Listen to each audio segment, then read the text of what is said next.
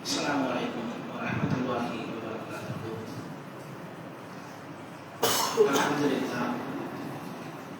Alhamdulillah nahmaduhu wa nasta'inuhu wa nastaghfiruh. Wa na'udzu billahi min shururi anfusina wa min sayyiati a'malina. May yahdihillahu fala mudilla lahu wa may yudlil fala hadiya lahu. Wa ashhadu an la ilaha illallah wa ashhadu anna Muhammadan abduhu wa rasuluhu amma ba'd.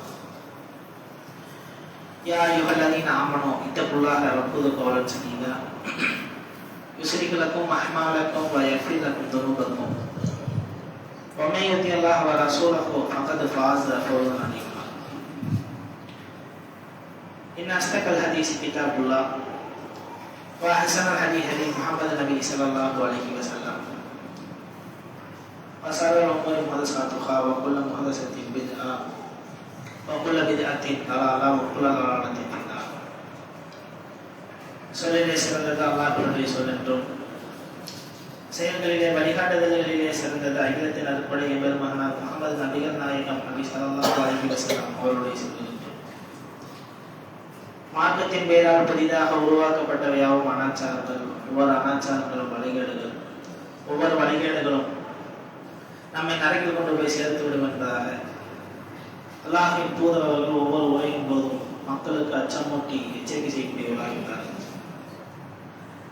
நம்மை எல்லாம் படைத்து பரிபக்குவப்படுத்தும் அந்த ஏக நாயகன் அல்லாஹ்வுடைய சாந்தியும் சமாதானமும் அகிலத்தின் அருட்படை எம்பெருமானார் முஹம்மது நபிகள் நாயகம் நபி ஸல்லல்லாஹு அலைஹி வஸல்லம் அவர்களின் சொல் செயல் அங்கீகாரங்களை அப்படியே பின்பற்றி வாழ்ந்த உத்தம சத்திய சஹாபாக்கள் சஹாபிய பெண்மணிகள் மீது குறிப்பாக அல்லாஹ்வால் கடமையாக்கப்பட்டிருக்கின்ற இந்த ஜும்மா என்று சொல்லக்கூடிய இந்த கடமை நிறைவேற்றுவதற்காக ஒன்று உழைத்திருக்கின்ற உங்கள் மீதும் என் மீதும் அந்த ஏக இறைவனின் சாந்தியும் சமாதானமும் கணியத்துக்குரிய எல்லாம் அல்ல அல்லாஹ் நம்முடைய தமிழ்நாடு தௌஹீத் ஜமாத் என்கிற இந்த பேரியக்கம் அண்ணல் நபியை அடங்கிய முன்மாதிரி என்கிற ஒரு பிரச்சாரத்தை கையில் எடுத்து அதை மக்களிடத்தில் தற்போது கொண்டு சேர்த்து கொண்டிருக்கிறோம். இதற்கான அடிப்படையான காரணம் என்னவென்று சொன்னால்,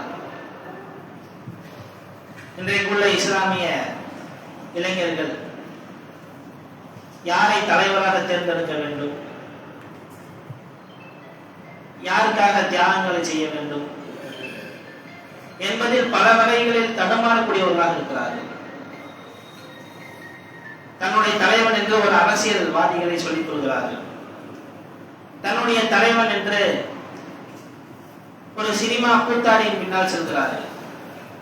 இப்படி ஒவ்வொருவரும் சில மக்களை ரோல் மாடலாக, யாரையெல்லாம் ரோல் மாடலாக எடுத்துக் கொள்ளக்கூடாதோ அவர்களை எல்லாம் ரோல் மாடல் என்று எடுத்துக் கொள்கிறார்கள்.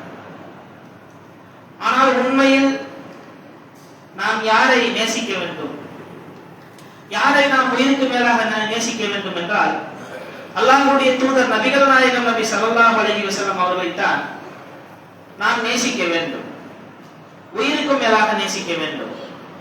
அப்படி நாம் உண்மையில் அல்லாஹ்வுடைய தூதரை நேசிக்கக்கூடிய, அல்லாஹ்வுடைய தூதர் மீது பாசத்தை பொழியக்கூடிய மக்களாக நாம் மாறினோம் என்று சொன்னால், இது போன்ற தலைவர்களுக்கு பின்னால், இது போன்ற சினிமா கூத்தாடிகளுக்கு பின்னால் நிச்சயமாக இஸ்லாமிய இளைஞர்கள் செல்லக்கூடியவர்களாக இருக்க மாட்டார்கள்.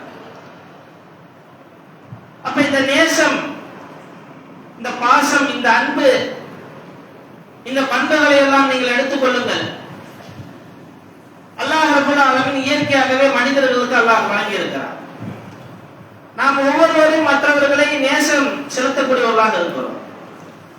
ஒரு குடும்பத்தில் இருக்கிறோம் என்று சொன்னால், பெற்றோர்கள் தன்னுடைய குழந்தைகளை நேசிப்பார்கள், குழந்தைகள் தன்னுடைய பெற்றோரை நேசிப்பார்கள்.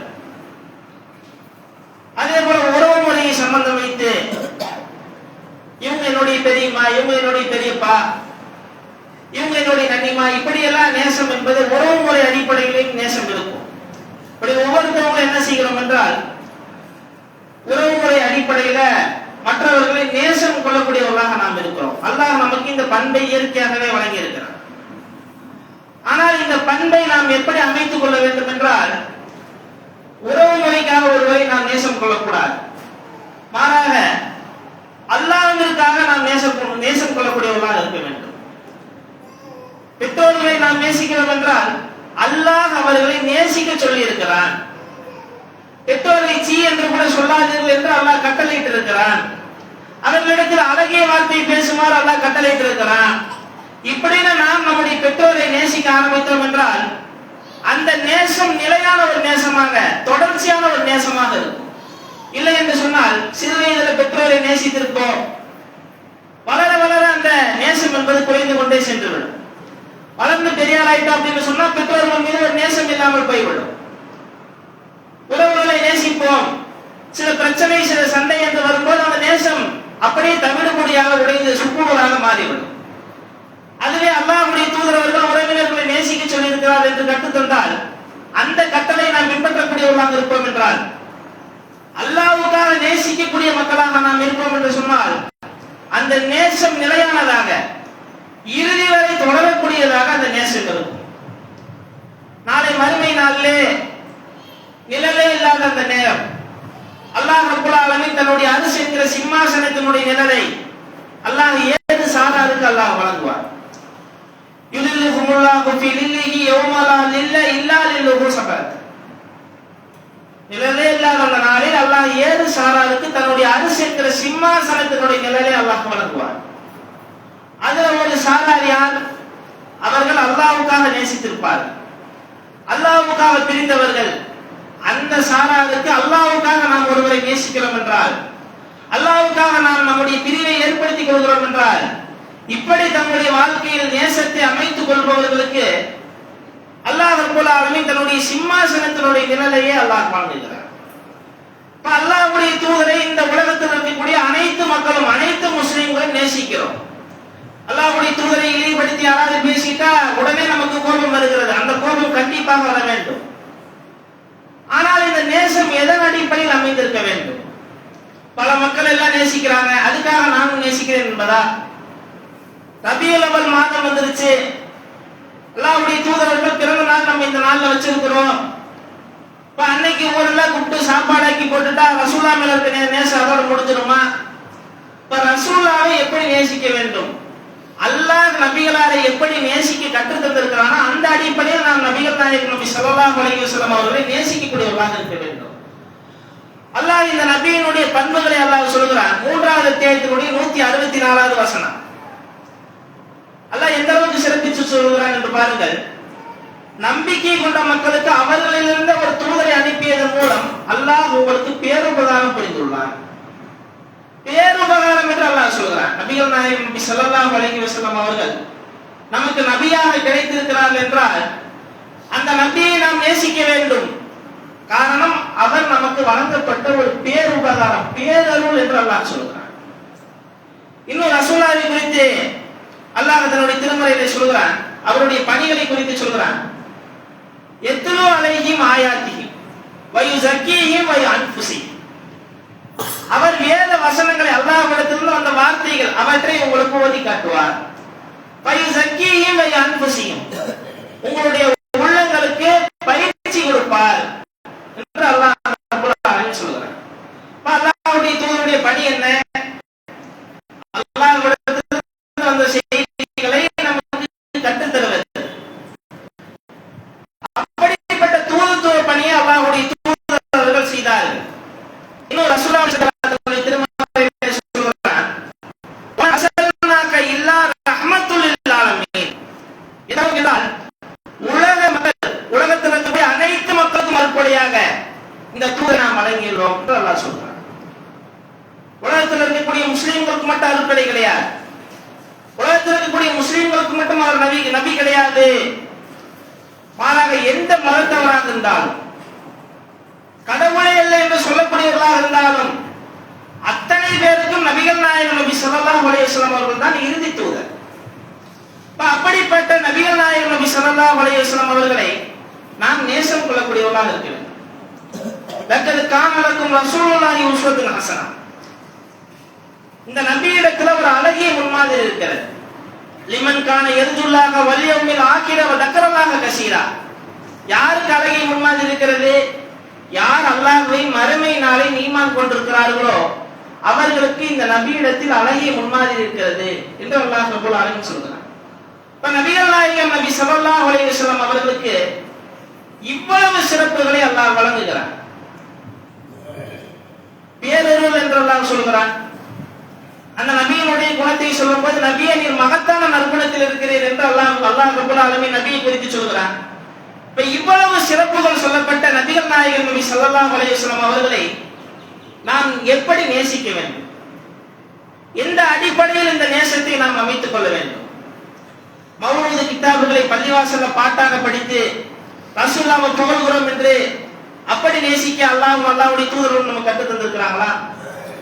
பிறந்த நாள் வரும்போது என்னுடைய பிறந்த நாளை நீங்கள் கொண்டாடுங்கள், பிறந்த நாள்ல ஊர்ல இருக்கிற எல்லாத்துக்கும் சோறாக்கி போடுங்க, அப்படி பண்ணிட்டீங்கன்னா நீங்க நேசித்தீங்க. அப்படி அல்லாஹ்வுடைய தூதர்கள் நமக்கு கற்றுத் தர்றாங்களா? மாறாக இந்த இஸ்லாமிய மார்க்கம் ஒரு நபியை எப்படி நேசிக்க வேண்டும் என்பதை நமக்கு அழகாக கற்றுத் தருகிறது. லா யஹ்மினன்ன அஹதக்கும் ஹத்தா யகூன அஹப்ப இலைஹி வ வாலிதிஹி வ வலதிஹி வன்னாஸி அஜ்மை. அல்லாஹ்வுடைய தூதரை நாம் நேசிக்க வேண்டும். எந்த அளவுக்கு என்றால், உங்களில் ஒருவர் முஹ்மீனாக ஆக வேண்டும் என்றால் நீங்கள் என்னை நேசிக்க வேண்டும். அல்லாஹ்வுடைய தூதர் சொல்றான், நீங்கள் ஒரு முஃமினாக ஆக வேண்டும் என்றால் என்னை நீங்கள் நேசிக்கக்கூடியவராக இருக்க வேண்டும். எந்த அளவுக்கு நேசிக்க வேண்டும்? உங்களுடைய பிள்ளைகளை விட என்னை நீங்கள் நேசிக்க வேண்டும். உங்களுடைய பெற்றோரை விட என்னை நீங்கள் நேசிக்க வேண்டும். இன்னும் அல்லாஹ்வுடைய தூதர் சொல்றாங்க, உங்களுடைய உயிரை விட மேலானவரை என்னை நீங்கள் நேசிக்க வேண்டும். அப்படி நேசிக்காத வரை நீங்கள் உண்மையான மூமின்களாக இருக்க முடியாது, பொறுமை பெற்ற மூமின்களாக நீங்கள் மாற முடியாது என்று அல்லாஹ்வுடைய தூதர் சொல்கிறார். அல்லாஹ்வுடைய தூதர் எப்படி நேசிக்க வேண்டுமா? நம்முடைய பிள்ளைகளை நாம நேசிப்போம். எந்த அளவுக்கு நேசிப்போம்? அதை விட அல்லாஹ்வுடைய தூதரை நேசிக்க வேண்டும். நம்முடைய பெற்றோரை விட அல்லாஹ்வுடைய தூதரை நேசிக்க வேண்டும். இன்னும் நம்முடைய உயிரை விட அல்லாஹ்வுடைய தூதரை நேசிக்க வேண்டும். உயிரை விட எப்படி நேசிப்பது? சமூக வலைதளங்கள்ல ஒரு பதிவை நாம பார்த்தோம். ஒரு தாய் பறவை என்ன செய்கிறது என்றால், ஒரு தீயை எரிந்து கருகக்கூடிய ஒரு சூழ்நிலை. அந்த தாய் பறவை என்ன செய்யுதுன்னா, தன்னுடைய குட்டிகளை காப்பாற்ற வேண்டும் என்பதற்காக அந்த முட்டையை அப்படியே ரெக்கையை வச்சு அடகாத்து கொண்டு அதே நிலையிலேயே அந்த தாய் அது என்ன செய்கிறது என்றால் அப்படி இறந்து விடுகிறது, தீயில கருகி இறந்து விடுகிறது. ஒரு தாயினுடைய எண்ணம் என்ன? தன்னுடைய உயிர் போனாலும் பரவாயில்ல, தன்னுடைய குட்டியை காப்பாற்றணும். இதுல உயிரை விட நேசிக்கிறது. அல்லாஹ்வுடைய தூதரை நாம் எப்படி நேசிக்கணும் என்றால், இப்படி நாம நேசிக்கணும். உயிரை விட நாம நேசம் கொள்ளக்கூடியவர்களாக இருக்க வேண்டும். நம்முடைய உயிரை விட நேசம் கொள்ளக்கூடியவர்களாக இருக்க வேண்டும். அல்லாஹ்வுடைய தூதரை சஹாபாக்கள் இப்படிதான் நேசிச்சாங்க. எந்த அளவுக்கு என்று சொன்னால், உமர் ரலியல்லாஹு அன்ஹு அவர்கள் அல்லாஹ்வுடைய தூதரோடு அருகில மிக நெருக்கமாக இருக்கக்கூடிய ஒரு தோழராக இருந்தார். அல்லாஹ்வுடைய தூதர் அவர்கள் உமர் ரலியல்லாஹு அன்ஹு அருகில் அமர்ந்து கொண்டு பேசிக் கொண்டிருக்கிறார். அப்போது உமர் ரலியல்லாஹு அன்ஹு சொல்றாங்க, எந்த அளவுக்கு நெருக்கமான நண்பராக இருந்தால், தோளோடு தோள் சேர்ந்து ஒன்றாக அமர்ந்து அல்லாஹ்வுடைய தூதருடைய கரம் பிடித்து உமர் ரலியல்லாஹு அன்ஹு பேசிக் கொண்டிருக்கிறார். அப்போது உமர் ரலியல்லாஹு அன்ஹு சொல்றாங்க, அல்லாஹ்வுடைய தூதர் அவர்களை, உங்களை நான் நேசிக்கிறேன். எந்த அளவுக்கு என்றால், என்னுடைய தாயை விட, என்னுடைய தந்தையை விட, என்னுடைய பிள்ளைகளை விட நான் உங்களை நேசிக்கிறேன். எந்த அளவுக்கு நேசிக்கிறேன் என்றால், என்னுடைய உயிரை தவிர நான் எதையெல்லாம் விரும்புவேனோ அந்த அளவுக்கு உங்களை நான் நேசிக்கிறேன் என்று உமர் ரலியல்லாஹு அன்ஹு சொல்லிவிட்டார். அப்போது அல்லாஹ்வுடைய தூதர் வந்து அங்கு ஒரு திருத்தம் செய்கிறார். உமர் அவர்களே, அப்படி நீங்கள் என்னை நேசிக்க கூடாது, மாறாக என்னை நீங்கள் உயிரை விட மேலாக நேசிக்க வேண்டும். நேசிக்காதவரை நீங்கள் முழுமையான ஈமான் பெற்றவராக முடியாது. அல்லாஹ்வுடைய தூதர்கள் இப்படி சொன்ன உடனேயே உமர் ரலியல்லாஹு அன்ஹு உடனே தன்னுடைய வாய்களில் இருந்து சொன்னார்கள், அல்லாஹ்வுடைய தூதர்களே, உங்களை நான் என்னுடைய உயிரை விடவும் நான் நேசிக்கிறேன். உமர் ரலியல்லாஹு அன்ஹு உடனே இப்படி சொன்னார். அல்லாஹ்வுடைய தூதரை நேசிப்பது என்றால் உயிரை விட நாம் நேசிக்க வேண்டும். அல்லாஹ்வுடைய தூதரை இந்த அளவுக்கு நேசிக்கணும்னு நமக்கு சொல்றாங்க.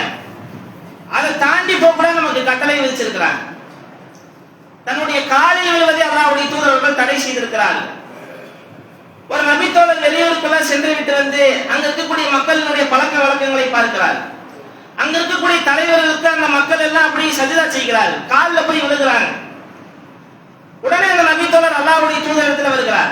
அல்லாஹ்வுடைய தூதர் அவர்களே, நான் உங்களுடைய காலில் விழ வேண்டும் என்று ஆசைப்படுகிறேன். அப்போது அல்லாஹ்வுடைய தூதர் கண்டிக்கிறாங்க. சிரம்பணிவது என்றால் அது அல்லாஹ்வுக்கு மட்டும்தான் ஒரு மனிதன் சிரம்பணிய வேண்டும். அப்படி ஒருவேளை காலில் விழுவதற்கு நான் அனுமதி கொடுத்திருந்தால், கணவனுடைய காலில் மனைவி விழ நான் அனுமதித்திருப்பேன். ஆனால் அல்லாஹ் அதை தடை செய்திருக்கிறான். அல்லாஹ்வுடைய தூதர் இப்படி சொல்கிறார். இப்ப நேசம்ங்கிறது இந்த அளவுக்கு இருக்கணும், உயிரை விட மேலாக நேசிக்க வேண்டும். ஆனால் அந்த நேசம் அல்லாஹ்வை நேசிக்கக்கூடிய அளவுக்கு, அல்லாஹ்வுடைய சிஃபத்துல கை வைக்கக்கூடிய அளவுக்கு வந்துவிடக் கூடாது என்பதில் அல்லாஹ்வுடைய தூதர்கள் தெள்ள தெளிவாக நமக்கு வழிகாட்டி இருக்கிறார். இன்னும் அல்லாஹ் தன்னுடைய திருமறையில சொல்கிறான், குல் இன் குன்தும் துஹிப்பூனல்லாஹ ஃபத்தபிஊனி யுஹ்பிபுக்குமுல்லாஹ். நீங்கள் அல்லாஹ்வை விரும்பினீர்கள் என்று சொன்னால் என்னை நீங்கள் பின்பற்றுங்கள், அல்லாஹ் உங்களை நேசிப்பான். வ யக்ஃபிர் லக்கும் துனூபக்கும் வல்லாஹு கஃபூருர் ரஹீம். அல்லாஹ் நிச்சயமாக பாவங்களை மன்னிக்க கூடியவனாக இருக்கிறான் என்று அல்லாஹ் தன்னுடைய திருமறையிலே சொல்கிறான். அல்லாஹ்வுடைய தூதரை நேசிக்கிறோம் என்றால் அந்த நேசம் எப்படி வெளிப்பட வேண்டும் என்றால், அல்லாஹ்வுடைய தூதருடைய செயல்களை நாம் பின்பற்றக்கூடியவர்களாக இருக்க வேண்டும். பின்பற்றுவதுதான் நேசத்தினுடைய வெளிப்பாடு. அல்லாஹ் அப்படித்தான் நமக்கு கற்றுத் தருகிறான். அல்லாஹ்வுடைய தூதரவங்க இந்த காரியத்தை சொல்லி இருக்கிறாங்களா, என்னுடைய உயிரே போனாலும் அதை நான் செஞ்சு காட்டுவேன். எவ்வளவு தடை வந்தாலும் அதை மீறி இந்த காரியத்தை நான் செய்தே காட்டுவேன் அப்படின்னு நாம இருந்தோம்னு சொன்னா, அதுதான் அல்லாஹ்வுடைய தூதரை உண்மையாக நேசிக்கக்கூடியவருடைய ஒரு பண்பாக இருக்கு. இப்படி நாம அல்லாஹ்வுடைய தூதரை நாம நேசம் கொள்ளக்கூடியவர்களாக இருக்க வேண்டும். அப்படி அல்லாஹ்வுடைய தூதரை நாம நேசித்தோம் என்று சொன்னால் ஏராளமான வெகுமதிகளை அல்லாஹ் ரப்புல் ஆலமீன் நமக்கு வழங்குவதற்கு தயாராக இருக்கிறார். ஒரு முறை அல்லாஹ்வுடைய தூதரிடத்துல ஒரு மனிதர் வந்து கேட்கிறார், அல்லாஹ்வுடைய தூதர் அவர்களை கியாமத் நாள் எப்போது வரும் என்று கேட்கிறார். அப்போது அல்லாஹ்வுடைய தூதர் அவங்க சொல்றாங்க, சிரித்த முகத்தோடு அவரோடு பேசுகிறார், கியாமத் நாள் எப்போது வரும் இவ்வளவு ஆவலாக இருக்கிறீங்களே, அந்த கியாமத் நாளுக்காக நீங்கள் என்ன தயார்படுத்தி வச்சிருக்கிறீங்க, நாளைக்கு கியாமத் நாள் வந்துச்சுன்னா நம்ம சொர்க்கத்துக்கு போற அளவுக்கு நன்மைகள் எல்லாம் சேர்த்திட்டோமா அப்படிங்கிற அடிப்படையில் அல்லாஹ்வுடைய தூதர் அவங்க கேட்கிறாங்க. உடனே அந்த மனிதர் சொல்லுகிறார், அல்லாஹ்வுடைய தூதர் அவர்களே, என்னிடத்துல அப்படி எந்த விதமான மிகப்பெரிய அளவில் உள்ள அமல்களும் என்னிடத்துல கிடையாது. சொல்லிட்டு அந்த மனிதர் சொல்லுகிறார், அல்லாஹ்வுடைய தூதர் அவர்களே, நான் மறுமை நாளை நேசிக்கிறேன். அல்லாஹ்வுடைய தூதர் அவர்களே, நான் உங்களை நேசிக்கிறேன். இதை தவிர இடத்துல பெரிய அளவில் ஒரு அமல்கள் எதுவும் இல்லை என்று அந்த மனிதர் அல்லாஹ்வுடைய தூதர் இடத்துல சொல்றாங்க. அப்போது அல்லாஹ்வுடைய தூதர் அவங்க சொல்றாங்க, அன்தமன் அஹப்பத்த, நீங்கள் யாரை நேசிக்கிறீர்களோ அவர்களோடு தான் சுவனத்தில் இருப்பீர்கள் என்று அல்லாஹ்வுடைய தூதர் அவர்கள் அந்த மனிதருக்கு சொல்கிறார். அல்லாஹ்வுடைய தூதரோட அந்த அல்லாஹ்வுடைய தூதரை நேசிக்கக்கூடிய பண்பு, அல்லாஹ்வுடைய தூதரை பார்க்க வேண்டும் என்கிற ஆசை, இந்த சிந்தனைகளை நாம் நம்முடைய உள்ளத்தில் வளர்த்தி கொண்டோம் என்றால் அல்லாஹ் நாடினால் நாளை மறுமை நாளில் அல்லாஹ்வுடைய தூதரை நாம பார்க்கலாம். அல்லாஹ்வுடைய தூதரோடு இருக்கக்கூடிய வாய்ப்பை நாம பெற்று விடலாம். இதுவே இந்த உலகத்தில் இருக்கக்கூடிய மனிதர்கள் மீது நாம் நேசம் கொண்டோம் என்றார்.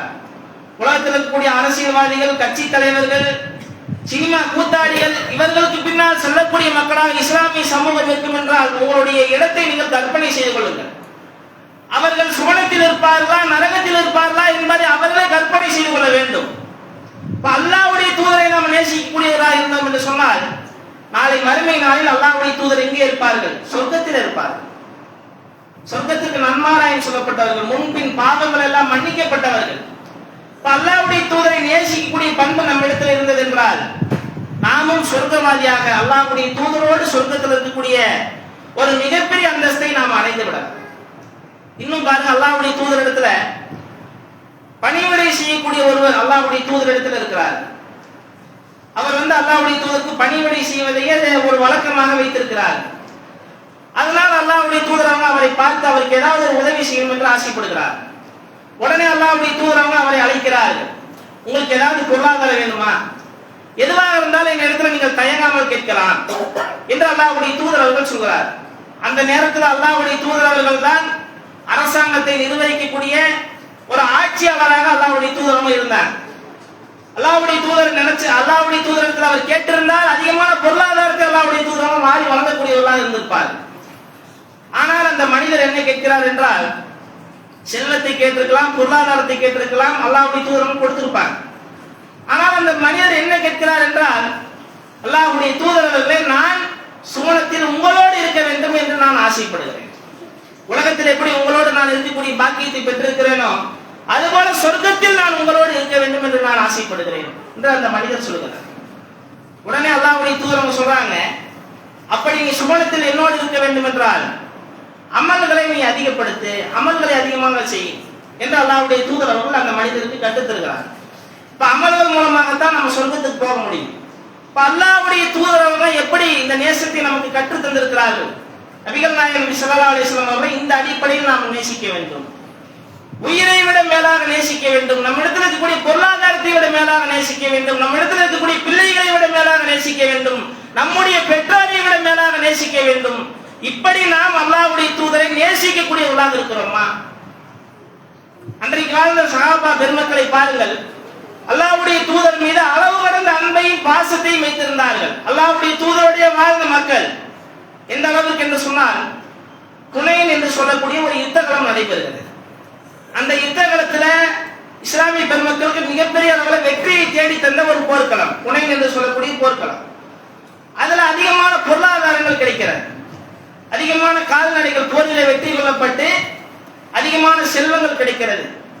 அதிகமாக தங்கம் வெள்ளி எல்லாம் கிடைக்கிறது. அதிகமாக ஒட்டகங்கள் கொண்டு வந்து குவிக்கப்படுகிறது. அல்லாஹ்வுடைய தூதர் என்ன செய்யறாங்கன்னா, இந்த போரில் வெற்றி கொள்ளப்பட்ட இந்த செல்வங்களை எல்லாம் மக்களுக்கு பங்கு வைத்து பிரித்து கொடுக்கிறார்கள். இதுல அல்லாஹ்வுடைய தூதர் யாருக்கு முன்னுரிமை அளிக்கிறார் என்றால், யார் புதிதாக இஸ்லாத்தை ஏற்றுக்கொண்டார்களோ அவர்களுக்கு முன்னுரிமை அளிக்கிறார். காரணம், அவர்கள் உள்ளம் ஈர்க்கப்பட வேண்டிய மக்கள். அதனால அல்லாஹ்வுடைய தூதர் என்ன செய்யறாங்கன்னா, யாரெல்லாம் இஸ்லாத்தை புதிதாக ஏற்றுக்கொண்டார்களோ அவங்களை எல்லாம் வர சொல்லி அவர்களுக்கு அந்த பொருளாதாரத்தை, அந்த செல்வங்களை, அந்த கால்நடைகளை வாரி வழங்கி கொண்டிருக்கிறார். அந்த நேரம் தான் அபூ சுஃபியான் ரலியல்லாஹு அன்ஹு அவர்கள் இஸ்லாத்தை புதிதாக ஏற்றுக்கொண்டார். அவரை அழைத்து அல்லாஹ்வுடைய தூதர் 40 ஊக்கியா வெள்ளியை கொடுக்கிறார். மேலும் அவருக்கு 100 ஒட்டகங்களை அல்லாஹ்வுடைய தூதர் கொடுக்கிறார். இதே போல முஆவியா ரலியல்லாஹு அன்ஹு வர்றாங்க, அவங்களுக்கு பொருளாதாரத்தை கொடுக்குறாங்க. யஸீத் அவர்கள் வருவாங்க, அவங்களுக்கு 40 ஊக்கியா வெள்ளி, 100 ஒட்டகம், இப்படி அல்லாஹ்வுடைய தூதரங்க வாரி வழங்கி கொண்டிருக்கிறார். குறைஷி குல மக்களை அழைக்கிறார்கள், அவர்களுக்கு அந்த செல்வங்களை வாரி வழங்குறாங்க. குறைஷி குல தலைவர்களை அழைக்கிறாங்க, அவங்களுக்கு அந்த செல்வங்களை வாரி வழங்குறாங்க. இப்படி அல்லாஹ்வுடைய தூதரவங்க அந்த பொருளாதாரங்களை வாரி வழங்கி கொண்டிருக்கிறார்கள். போரில் வெற்றி கொள்ளப்பட்ட பொருட்களை எல்லாம் கொடுத்து கொண்டே இருக்கிறார். இதை யார் பார்த்து கொண்டிருக்கிறார் என்று சொன்னால், மிகப்பெரிய அளவில் கஷ்டத்தையும் பொருளாதார நெருக்கடிகளையும் சந்தித்து வாழ்ந்த அன்சாரி தோழர்களை இதை பார்த்து கொண்டிருக்கிறார். இந்த போர்க்களத்துக்காக அதிகமாக தியாகம் செய்தவர், இந்த போர்க்களத்துக்காக உடல் உழைப்பை அதிகம் கொடுத்தவர்கள் அன்சாரி தோழர்கள். அவர்கள் பார்த்து கொண்டே இருக்கிறாங்க, அல்லாஹ்வுடைய தூதரங்க அந்த மக்களுக்கே பொருளாதாரத்தை வாரி வழங்குறாங்களே, போர்ல ஜெயிக்கப்பட்ட பொருளை கொடுக்குறாங்களே, நமக்கு ஏன் அல்லாஹ்வுடைய தூதரங்க இந்த மாதிரி பொருளாதாரத்தை தரல என்று அல்லாஹ்வுடைய தூதருடைய இந்த செயலால் அதிருப்தி கொண்டு அந்த அன்சாரி தோழர்கள் எல்லாம் அப்படி நிசப்தமாக அமைதியாக இருக்கிறார். இப்ப அந்த அன்சாரி தோழர்கள் ஒருவராக இருக்கக்கூடிய சஅத் இப்னு உபாதா ரலியல்லாஹு அன்ஹு அந்த கூட்டத்திலிருந்து ஒருவராக வருகிறார். வந்து அல்லாஹ்வுடைய தூதர் அவர்கள் இருக்கிற சொல்றாங்க, அல்லாஹ்வுடைய தூதர் அவர்களை புதிதாக வந்தவங்களுக்கு நீங்க இவ்வளவு பொருளாதாரத்தை கொடுத்துட்டீங்க, உங்களுடைய இந்த செயலால் அன்சாரி தோழர்கள் அனைவரும் மிகுந்த மன உளைச்சலில் இருக்கிறாங்க, மன சங்கடத்தில் இருக்கிறாங்க என்று சஅத் இப்னு உபாதா ரலியல்லாஹு அன்ஹு சொல்றாங்க. அல்லாஹ்வுடைய தூதர் கேட்கிறாங்க, சஅத் இப்னு உபாதாவே, மற்றவங்க அவங்களுடைய கருத்தை விடுங்க, அந்த மக்களுடைய கருத்தை விடுங்கள், உங்களுடைய மனநிலை என்ன, நீங்க என்ன மனநிலையில இப்ப இருக்கிறீங்க? அப்போது சஅத் இப்னு உபாதா ரலியல்லாஹு அன்ஹு சொல்றாங்க, அல்லாஹ்வுடைய தூதர், நானும் அன்சாரி தோழர்கள் இருந்து வந்த ஒருவன் தானே, எனக்கு இதே மனநிலை தான். நீங்க அவங்களுக்கு பொருளாதாரத்தை வாரி வழங்கிட்டீங்க, எங்களுக்கு அப்படி பொருளாதாரத்தை பிரிச்சு தரல, நானும் அதே மன வருத்தத்துல தான் இருக்கிறேன் என்று சஅத் இப்னு உபாதா ரலியல்லாஹு அன்ஹு சொல்றாங்க. எப்படிப்பட்ட ஒரு சூழ்நிலை பாருங்க. உடனே அல்லாஹ்வுடைய தூதரவங்க எல்லா அன்சாரி தோழர்களையும் அழைக்கிறார்கள். அன்சாரி தோழர்கள் அனைவரும் அங்கு ஒன்று திரட்டப்படுகிறார்கள். அல்லாஹ்வுடைய தூதரவங்க அன்சாரி தோழர்களுக்கு மத்தியில உரை நிகழ்த்த ஆரம்பிக்கிறார்கள். அல்லாஹ்வுடைய தூதரவங்க சொல்றாங்க, நீங்கள் அனைவரும் வழிகாட்டில் இருந்தீர்கள், வழிகாட்டினுடைய உச்சத்தில் இருந்தீர்கள். நான் உங்களிடத்தில் வந்தேன், அல்லாஹ் உங்களுக்கு நேர்வழியை வழங்கலையா? நீங்கள் அனைவரும் ஏழைகளாக இருந்தீர்கள், ஒருவருக்கு ஒருவர் சண்டை போட்டுக் கொண்டு அடித்துக் கொண்டு எதிரிகளாக இருந்தீர்கள். நான் உங்களிடத்துல வந்தேன், அல்லாஹ் என் மூலமா உங்களிடத்துல ஒரு இணக்கத்தை, ஒரு சமாதானத்தை, ஒரு சகோதரத்துவத்தை அல்லாஹ் ஏற்படுத்தலையா? அல்லாஹ்வுடைய தூதர் அப்படி கேட்கிறாங்க. பதில் இல்லாம அன்சாரி தோழர்கள் அப்படி அமைதியாக இருக்கிறார்கள். அவருக்கு ஒரு மன வருத்தம். காரணம் என்னன்னா, ஒரு 100 ஒட்டகம் சாதாரண விஷயமா? ஒரு ஒட்டகங்கிறது அன்னைக்கு ஒரு பென்ஸ் கார்ல போற மாதிரி அவ்வளவு பொருளாதார விஷயமாக பார்க்கப்பட்டது. அதனால ஒரு மன வருத்தத்துல அமைதியாக இருக்கிறாங்க, பதில் இல்லாம மன வருத்தத்துல அமைதியாக இருக்கிறாங்க. அல்லாஹ்வுடைய தூதர் சொல்றாங்க, இந்த கேள்விகளை கேட்டுட்டு இதுக்கு நீங்களே பதில் சொல்லலாம் அப்படின்னு சில விஷயங்களை அல்லாஹ்வுடைய தூதர் சொல்றாங்க. இப்படி நீங்க என்கிட்ட திரும்பி கேள்வி கேட்கலாம், மக்கள் அனைவரும் பொய்யர்னு உங்களை சொன்னாங்களே, அந்த நேரத்துல உங்களை நாங்கள் உண்மைப்படுத்தலையா? அன்சாரி தோழர்களாய் நாங்க உங்களை உண்மைப்படுத்தலையா? அல்லாஹ்வுடைய தூதர் இப்படி நீங்க கேட்கலாம் என்று சொல்றாங்க. அடுத்த அல்லாஹ்வுடைய தூதர் சொல்றாங்க, மக்கள் அனைவரும் உங்களை கைவிட்டு விட்டார்கள், அப்படி மக்கள் அனைவரும் கைவிட்ட பிறகு உங்களுக்கு நாங்கள் கை கொடுத்து உதவலையா? உங்களை நாங்கள் அரவணைக்கலையா? இப்படி நீங்கள் என்னிடத்துல கேட்கலாம். அடுத்த அல்லாஹ்வுடைய தூதர் சொல்றாங்க, மக்கள் அனைவரும் உங்கள் வசிப்பிடங்களிலிருந்து உங்களை விரட்டினார்கள், அல்லாஹ்வுடைய தூதரை வசிப்பிடங்களிலிருந்து விரட்டினார்கள். மக்காவிலிருந்து மதீனாவுக்கு அல்லாஹ்வுடைய தூதரை ஹிஜ்ரத் செய்து வந்தார்கள். மதீனாவில் அன்சாரி தோழர்களாய் நாங்கள் உங்களை அரவணைத்துக் கொள்ளவில்லையா? இப்படி எல்லாம் நீங்கள் இந்த இடத்துல கேள்வி கேட்கலாம் என்று சொன்னார். உடனே அன்சாரி தோழர்கள் கண்ணீர் சிந்தி தேம்பி தேம்பி அழுக ஆரம்பிச்சிட்டாங்க. அல்லாஹ்வுடைய தூதரை எப்படி நாம பார்க்கணும், அல்லாஹ்வுடைய தூதர் நம்மோடு இருந்திருக்கிறாங்க, எப்படி எல்லாம் நம்ம அரவணைச்சிருக்கிறோம், இதையெல்லாம் மனசுல வச்சுதானே அல்லாஹ்வுடைய தூதர் சொல்றாங்க என்று அவர்கள் கண்ணீர் சிந்தி தேம்பி தேம்பி அழுக ஆரம்பித்து விட்டார். அப்போது அல்லாஹ்வுடைய தூதர் சொன்னாங்க, குறைஷிகள புதுசா இஸ்லாத்துக்கு வந்தவங்க அவங்க எல்லாம் அந்த செல்வத்தை பொருளாதாரத்தையும் வாங்கிட்டு அவங்க போய் கொண்டிருக்கிறார். ஆனால் நீங்கள் எதை பெற்றுக்கொண்டு செல்ல போகிறீர்கள் என்றால், என்னை உங்களுடைய வீடுகளுக்கு அழைத்து செல்ல போகிறீர்கள்.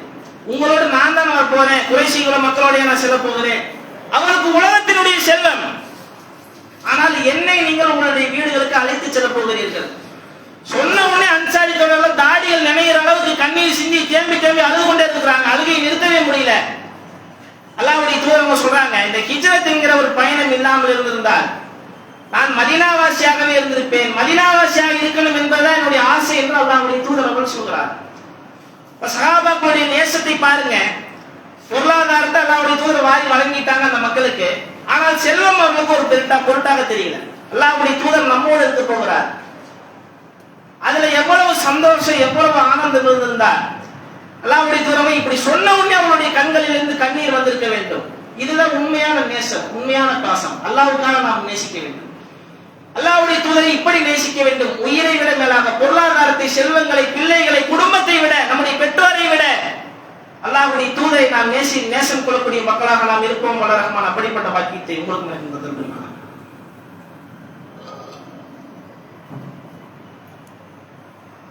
அஸ்ஸலாமு அலைக்கும் வரஹ்மத்துல்லாஹி வபரகாத்துஹு.